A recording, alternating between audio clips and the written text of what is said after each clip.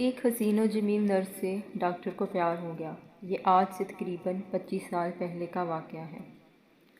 کامران ایک سرکاری ہسپتال میں ڈاکٹر تھا۔ اس ہسپتال میں نادیہ ایک نرس کے طور پر بھرتی ہوئی۔ نادیہ نہایت خوبصورت اور قدآور لڑکی تھی اور کامران کو بچپن سے ہی اس بات کا شوق تھا کہ اس کی بیوی کا قد بڑا ہونا چاہیے۔ گھر والے جب بھی اس کے لیے کوئی لڑکی تلاش کرتے تو وہ سب سے پہلے یہی بات پوچھتا کہ لڑکی کا قد کتنا ہے، اور اگر وہ اس کے مطلوبہ قد سے کم ہوتا تو وہ فوراً شادی سے انکار کر دیتا۔ نادیہ کا وہ پہلی ہی نظر میں دیوانہ ہو گیا تھا۔ اس سے دوستی کرنے کی کوشش کرنے لگا۔ نادیہ نے بھی یہی سوچ کر اس سے ملنا شروع کر دیا کہ کامران ایک ڈاکٹر ہے اور ایک اچھے خاندان سے تعلق رکھتا ہے۔ مگر نادیہ نے ایک دن اس سے کہا کہ ہمارے ہاں عورت کا غیر مرد سے ملنا اچھا نہیں سمجھا جاتا، اس لیے اگر آپ میرے بارے میں سنجیدہ ہیں تو ٹھیک ہے، ورنہ میں آپ سے مزید نہیں مل سکتی۔ کامران نے اسے کہا کہ میں آپ سے شادی کرنا چاہتا ہوں۔ پھر ایک ہفتے کے بعد ان دونوں کی منگنی طے ہو گئی۔ منگنی کے بعد اس نے اپنی منگیتر کے ساتھ فارغ وقت میں گھومنا پھرنا شروع کر دیا اور اس نے نادیہ کے ساتھ جسمانی تعلق کی خواہش کا بھی اظہار کر دیا، مگر وہ ضد کرتی رہی کہ یہ سب ٹھیک نہیں ہے اور شادی سے پہلے ایسا ممکن نہیں ہے۔ مگر کامران نے اس سے کہا کہ کچھ ماہ بعد تو ہماری شادی ہو ہی جائے گی، تو تم کو مجھ پر بھروسہ کرنا چاہیے۔ شادی سے پہلے ان کے درمیان جسمانی تعلق بھی قائم ہو گیا۔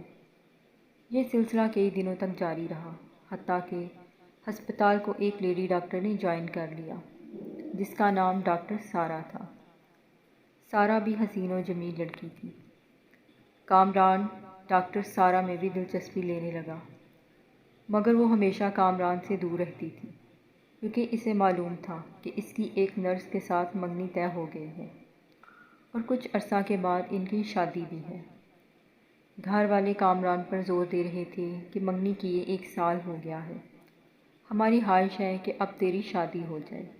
لیکن کامران نے اپنے والدین سے کہا کہ مجھے بہت افسوس ہے کہ میرا انتخاب درست نہیں تھا۔ وہ لڑکی شکل کے لحاظ سے تو اچھی ہے، مگر اس کا کردار ٹھیک نہیں ہے۔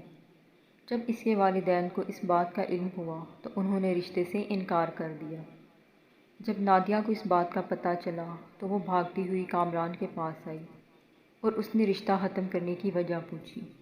کامران نے کہا کہ میں ایک ڈاکٹر ہوں جبکہ تم ایک نرس ہو، مجھے اپنے لیول کی لڑکی سے شادی کرنی ہے جو کہ اب مجھے مل چکی ہے۔ نادیہ نے رو کر کہا تو تم نے اتنا جو مجھے اندھیرے میں رکھا اور میرا استعمال کیا، اس کا حساب کون دے گا؟ کامران نے کہا کہ اگر میں نے تجھے استعمال کیا ہے تو تم نے بھی مجھے استعمال کیا ہے، میں نے بھی تجھے مہنگے زیورات خرید کر دیے ہیں، اور تجھ سے جسمانی تعلق کرنے کے بعد میں اس نتیجے پر پہنچا ہوں کہ تم میرے لائق نہیں ہو۔ پھر کامران نے نادیہ کو چھوڑ کر لیڈی ڈاکٹر کو اپنا بنانے کا فیصلہ کر لیا۔ جب نادیہ نے یہ سب دیکھا کہ کامران نے اسے کوڑا سمجھ کر کوڑے دان میں پھینک دیا ہے، تب اس نے بدلہ لینے کا فیصلہ کر لیا۔ اس نے کامران سے کہا کہ میں مانتی ہوں کہ میں آپ کے لائق نہیں ہوں، مگر میں آپ سے بے حد پیار کرتی ہوں۔ میری یہ خواہش ہے کہ تم آخری بار مجھ سے فلاں ہوٹل میں ملو۔ ہوس کے پجاری ڈاکٹر نے جب یہ سنا تو سوچا کہ یہ موقع ضائع نہیں کرنا چاہیے۔ وہ بن سنور کر ہوٹل میں پہنچا تو نادیہ پہلے سے ہی اس کا انتظار کر رہی تھی۔ وہ جیسے ہی نادیہ سے زنا کرنے لگا تو نادیہ نے تکیے کے نیچے سے ایک خنجر نکالا اور پھر کامران کو ہمیشہ کے لیے نامرد کر ڈالا۔ کامران خون سے لت پت ہو چکا تھا۔ اسے ہسپتال منتقل کیا گیا اور نادیہ کو پولیس پکڑ کر لے گئی۔ کامران کی جان تو بچ گئی، مگر وہ زندگی بھر کے لیے نامرد بن چکا تھا۔ برے کام کا ہمیشہ برا ہی نتیجہ نکلتا ہے۔ حلال کو چھوڑ کر دونوں نے حرام کام کیا تو وہ دونوں کو اپنے کیے کی سزا مل گئی۔ نادیہ اب جیل کی سلاخوں کے پیچھے دن رات گزار رہی ہے اور کامران ساری زندگی شادی نہ کر سکا۔